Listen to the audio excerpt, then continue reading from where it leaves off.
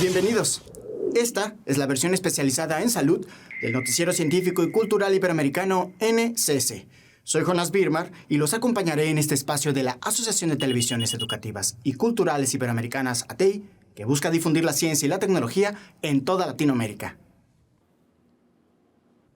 Aun cuando existe mucha información acerca del coronavirus y la enfermedad que ocasiona, hay varios aspectos que se mantienen en investigación, como el daño específico que provoca en algunos órganos o sus efectos a largo plazo, como el COVID largo, un síndrome emergente que no está establecido aún como diagnóstico oficial dentro del sistema médico. Desde fatiga hasta la pérdida de cabello, pasando por el trastorno de la atención, la pérdida de la memoria, de la audición y la ansiedad, son algunas de las 50 manifestaciones clínicas que puede presentar una persona después de haber tenido la enfermedad provocada por el virus del SARS-CoV-2 y que se asocian con el llamado Long COVID o COVID largo. Así lo asegura un estudio realizado por 7 investigadoras y publicado en la revista Scientific Reports de Nature. Somos un grupo de 7 investigadoras, mujeres, 6 de nosotras somos mexicanas, lideradas por la doctora Sandra López León. Y lo que hicimos nosotros fue una revisión sistemática de toda la literatura médica que se había publicado durante 2020 para analizar qué se sabía realmente sobre este long COVID o COVID largo. Y lo que hicimos fue encontrar más de 18,000 artículos. Las investigadoras seleccionaron 15 de estos estudios que incluían 47,900 pacientes de distintas partes del mundo. Entre los efectos a largo plazo, encontraron que la fatiga es la principal manifestación con un 58% de prevalencia, es decir, que 6 de cada 10 personas la padecen. Le sigue el dolor de cabeza con un 44%, los trastornos de la atención presente en un tercio de las personas, así como la pérdida de cabello y la falta de aire. También se pueden encontrar síntomas como dolor de articulaciones, dolor en el pecho, trastornos del sueño, pérdida de peso, de vista, depresión y problemas de salud mental. Y lo que hallamos fue que el 80%, es decir, 8 de cada 10 personas que se habían recuperado, entre comillas, que habían pasado sus 15 días de COVID-19 agudo, quedaban con algún tipo de secuela más allá de este periodo. Podía ser 2, 4 meses, nuestros estudios llegaron hasta 6 meses. Esto es interesante porque no nada más son nuevos, en algunos casos son algunos que no se resuelven, como por ejemplo la anosmia, la falta de olfato, ¿no? Estas persisten y a veces hay personas que llegan hasta 1 año sin recuperar el olfato. Se ha encontrado en autopsias hasta virus en los testículos, ¿no? Y uno de los efectos del long COVID es la disfunción eréctil. Entonces, como este virus es capaz de infectar tantas zonas del cuerpo, pues así estamos viendo la sintomatología del long COVID esparcida prácticamente en todos los órganos. De acuerdo con el estudio, el COVID largo se presenta con mayor incidencia en mujeres. Incluso, algunos reportes muestran que hay una relación de 70 mujeres por cada 30 hombres. Hasta ahora no está establecido en el sistema médico cómo diagnosticar long COVID. Hace falta tener más certezas, pero se sabe que las vacunas pueden reducir el riesgo de tener secuelas por esta enfermedad.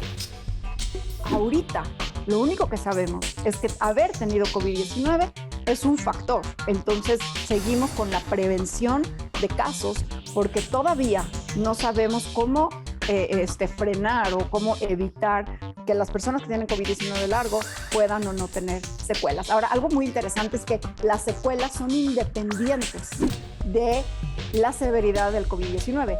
Hemos encontrado secuelas incluso en personas asintomáticas. Una de las grandes preguntas es cuál es el efecto de la vacuna con el long COVID, y creo que esto es un tema muy relevante. Y lo que se ha encontrado son 2 temas muy alentadores. Por un lado, que si tienes COVID largo, si tienes alguna de las secuelas, en el 25% de las personas se cortan, se interrumpen las secuelas al vacunarse. Entonces, si tienes secuelas y no te has vacunado tu primera, tu segunda o tu tercera dosis, vacúnate. Una razón más para vacunarte porque podría ser de esas 1 entre cada 4 que interrumpen sus secuelas gracias a la vacuna. Desde México, reportó para el Noticiero Científico y Cultural Iberoamericano NCC, Karen Rivera de Canal 22. Restricciones en espacios públicos, escuelas cerradas y el trabajo desde casa es la situación que enfrentan millones de personas en China tras un reciente repunte de contagios masivos de COVID-19. Una situación que recuerda los primeros días del brote que hace 2 años disparó la pandemia y que hoy mantiene al gigante asiático una vez más bajo fuertes medidas de seguridad. Hong Kong impone pruebas de COVID obligatorias a toda la población. El gobierno hizo el anuncio el martes en medio del peor brote de coronavirus en el territorio desde el inicio de la pandemia. Aquellos que no tomen la prueba universal serán considerados responsables. Esperamos hacer 3 rondas dentro de un cierto periodo de tiempo. De acuerdo a la nueva reglamentación, los más de 7 millones de habitantes deberán someterse a 3 rondas de test obligatorios en marzo. Estos se desarrollarán durante varios días y además los residentes tendrán que efectuar a diario pruebas rápidas de antígeno en sus propios hogares. El territorio semiautónomo vive una 5ª ola de la pandemia con miles de contagios diarios.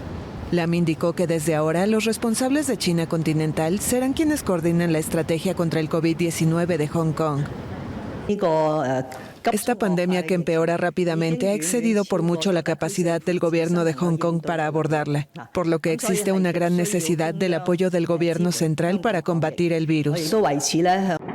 Las personas que den positivo por coronavirus serán aisladas en centros especiales de cuarentena dispuestos con ayuda de autoridades chinas. Comercios e instalaciones como gimnasios, bares y salones de belleza permanecerán cerrados hasta fines de abril. En tanto, las escuelas se utilizarán durante la campaña como centros de pruebas por COVID. Los vuelos procedentes de 9 países, entre ellos Gran Bretaña, Estados Unidos y Francia, continuarán prohibidos. Durante gran parte del periodo pandémico, la comunidad científica se ha enfrentado con el reto de desmentir a colectivos que niegan la efectividad de los inmunizantes contra la COVID-19. En Italia, un nuevo protocolo propone sanciones para quienes a estas alturas no se hayan vacunado, las cuales incluyen no permitir el ingreso a lugares públicos o suspensión de funciones y salarios en los trabajos. Italia impone desde hoy multas a los mayores de 50 años no vacunados y la obligación de mostrar el certificado sanitario para entrar en la mayoría de comercios, oficinas públicas y bancos. También desde hoy, la vigencia del llamado certificado reforzado que se obtiene tras completar el ciclo de vacunación o curarse de la COVID-19 pasará de 9 a 6 meses. Los controles serán realizados por la agencia tributaria, cruzando los datos de las personas que residen en Italia con los registros de vacunación, y quienes no estén vacunados recibirán una sanción de 100 euros. Los mayores de 50 años que no han recibido ni una dosis de la vacuna hasta la fecha son 1,9 millones. Este lunes, el ministro de Sanidad, Roberto Esperanza, firmó una ordenanza que extenderá el cierre de discotecas y la prohibición de conciertos al aire libre hasta el 10 de febrero, además de la obligación de usar mascarillas al aire libre en todo el país. Una encuesta realizada por la Agencia de las Naciones Unidas, especializada en salud, reveló la cantidad de servicios para otras enfermedades como cáncer o diabetes que se han visto detenidos o afectados debido a la prioridad que significa el SARS-CoV-2 para los sistemas de salud. Entre estos tratamientos pausados se encuentran las medidas para contener otra pandemia, la del VIH. La concentración de recursos públicos para enfrentar la pandemia de la COVID-19 en Latinoamérica provocó una desatención de los programas de prevención y tratamiento del VIH-Sida y además recrudeció el estigma hacia esta población. Yaris Campo, activista y mujer con VIH y Sida, habló al respecto en un foro celebrado en Panamá. Y por supuesto que una persona con VIH prefirió no ir a retirar medicamentos que tener que decirle al administrador del edificio que estaba saliendo a retirar medicamentos. Preferían no salir a buscar los medicamentos por no decirle a los policías en la calle que tenían VIH. Preferían no buscarlos porque quien los atendía en la parte de abajo del hospital, que era el filtro, requería saber cuál era el trámite que esa persona iba a hacer. En el encuentro, organizado por la Alianza Liderazgo en Positivo, ALEP, y Poblaciones Clave, los participantes denunciaron la desatención y las deficientes respuestas del Estado al VIH por la COVID y exigieron que el asunto sea puesto en su agenda, ya que está causando una severa afectación en la población. Según Campos, lo que ha ocurrido es que los equipos para el testeo de carga viral y CD4 recuento de linfocitos para determinar la salud de las personas con VIH en tratamiento fueron utilizados para hacer las pruebas de COVID. En razón de ello, las personas con VIH han quedado en una situación precaria, fueron mandadas a sus casas y hoy tratamos de rescatarlas para su tratamiento, dijo Campos. Ante el aumento de las infecciones por el VIH en América Latina, se requiere de más financiación estatal dirigida a las poblaciones clave, dijo a EFE la venezolana Alejandra Corao, asesora de servicios y sistemas de la Oficina Regional de ONU-SIDA para América Latina y el Caribe en Panamá.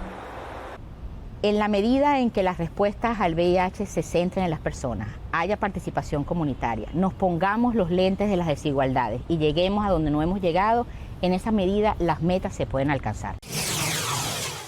Sean parte de nuestros canales de WhatsApp y Telegram. En un momento, regresamos.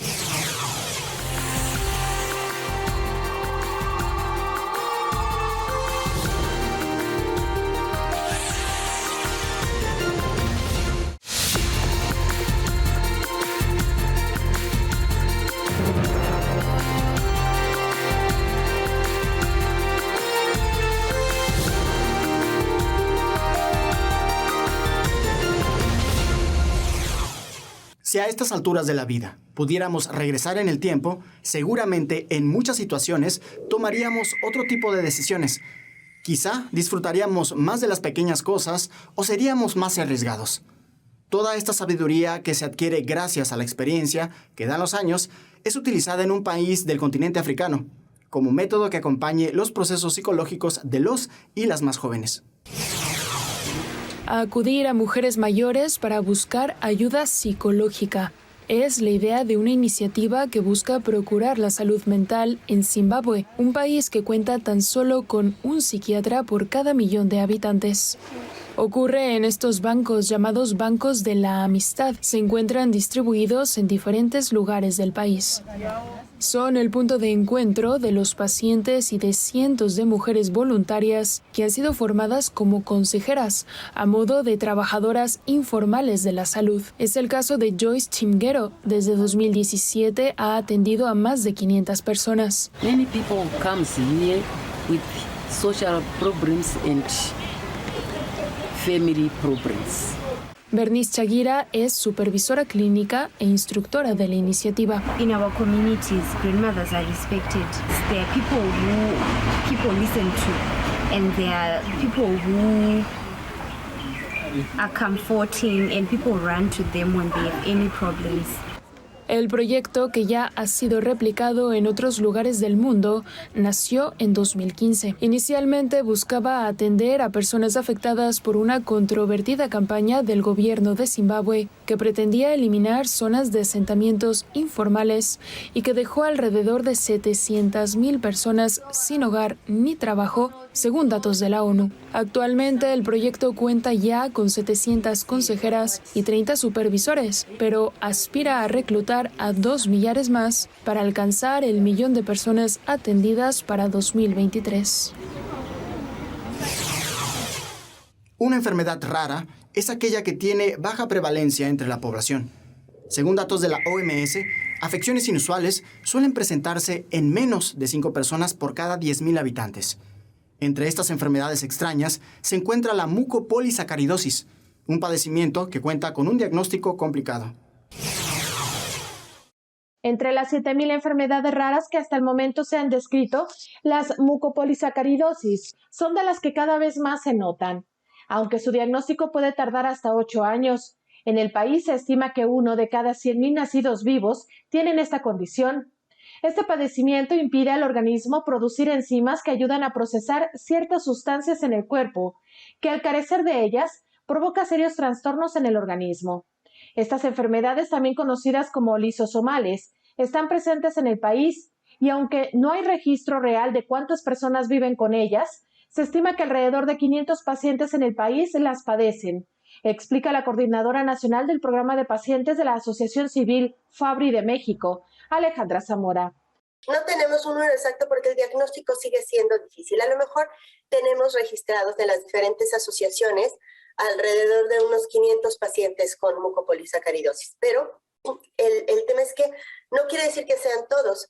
sino solamente los que han sido diagnosticados. Y esto también tiene que ver, como lo comentas, bueno, porque no lleguen a una edad adulta, o definitivamente el diagnóstico siempre ha sido una odisea, es un problema muy fuerte en las familias y bueno, eso es a lo que nos enfrentamos también hoy.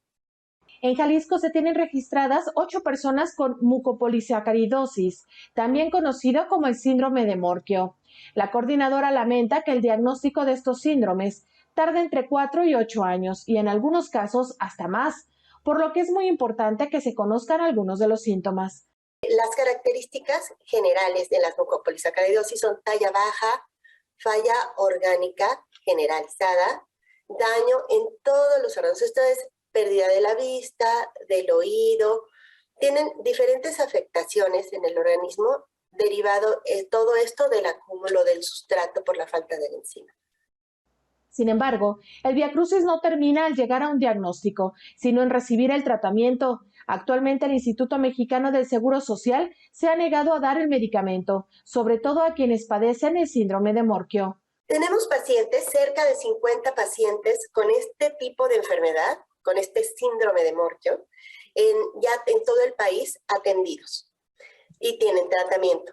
Pero tenemos un grupo importante de pacientes con derecho a biencia del IMSS, donde el Instituto Mexicano del Seguro Social no acepta el tratamiento, no les está dando el medicamento que se requiere, que es un reemplazo enzimático, así como lo hace con el resto de las enfermedades lisosomales, que ya tiene el instituto pacientes atendidos desde hace mucho tiempo. Bueno, no entendemos por qué la discriminación hacia estos pacientes.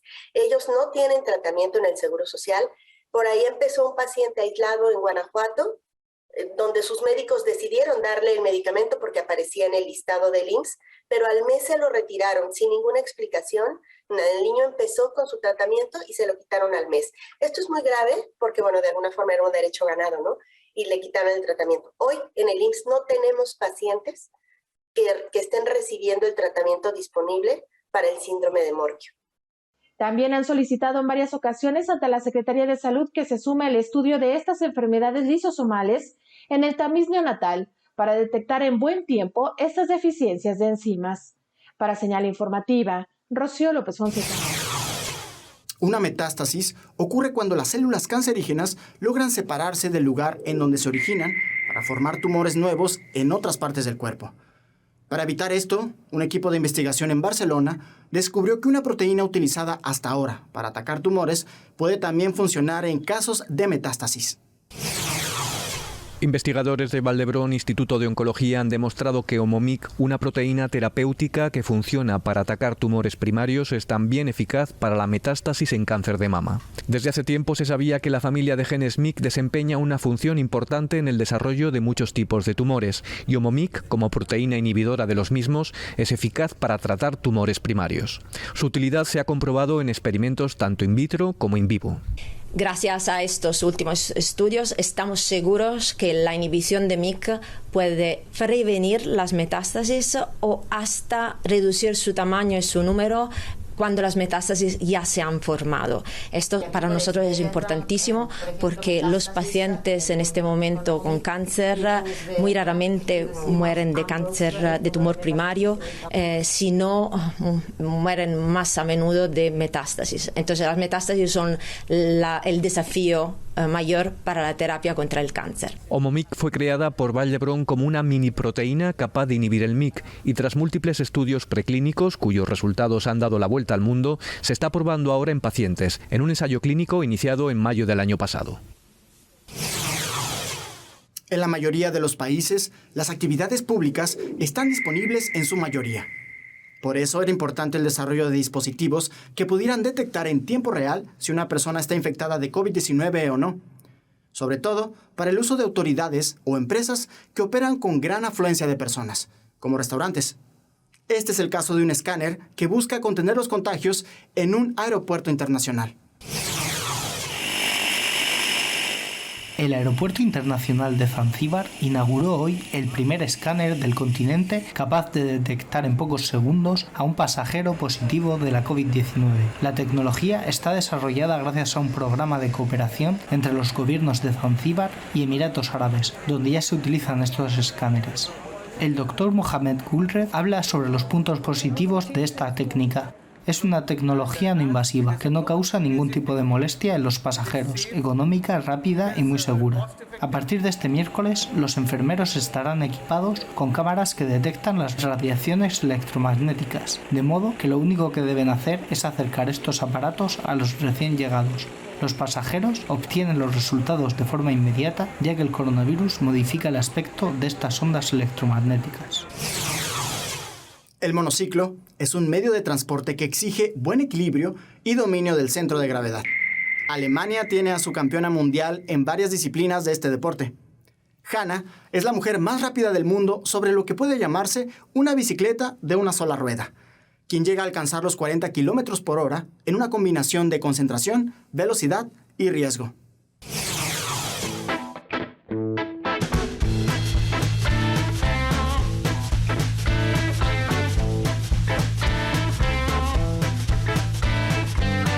Ich habe hier zwar einen Lenker, aber der ist ja wirklich eher dafür da, dass ich den Wind reduziere. Der ist nicht fürs Abstützen. Fahrräder, da kann man sich erstmal am Lenker festhalten. Das hat das Einrad nicht als Stabilitätsstütze.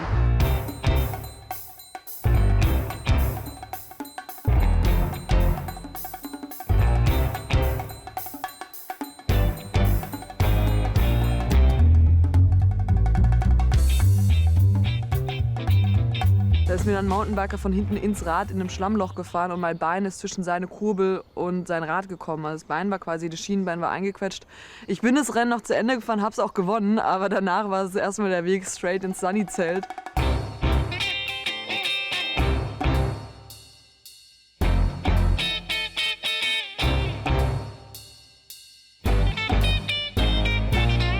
In vielen physischen Sportarten ist es ja wirklich undenkbar. Und das war schon nochmal ein Riesenunterschied und das ist deshalb auch für mich was ganz, ganz Besonderes. Würde ich behaupten, den 1-Stunden-Weltrekord, da ist noch mehr drin. Es gibt auch einen 24-Stunden-Weltrekord im Einradfahren, den werde ich auch noch angehen, dann wird es halt 24 Stunden. Also man kann da schon lange drauf sitzen. Man muss das Sitzfleisch halt trainieren.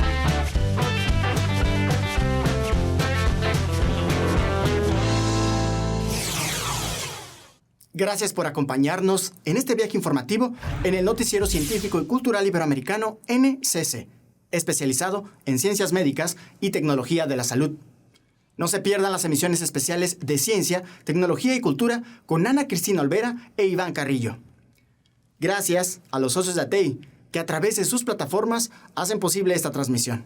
También gracias a las agencias informativas AFP, EFE, Notimex, Xinhua, Euronews y Deutsche Welle.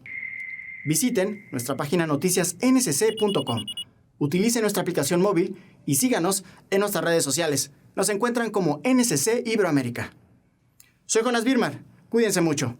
Nos vemos en la próxima.